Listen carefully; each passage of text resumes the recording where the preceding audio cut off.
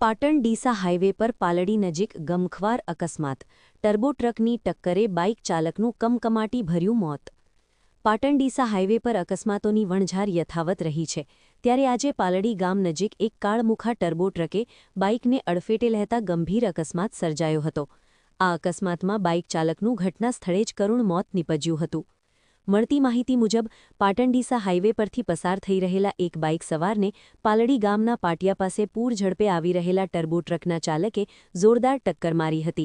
ટક્કર એટલી ભયાનક હતી કે બાઇક ચાલક રોડ પર પટકાયો હતો અને તેને શરીરે તેમજ માથાના ભાગે ગંભીર ઇજાઓ પહોંચતા તેનું પ્રાણ પંખેરું ઉડી ગયું હતું।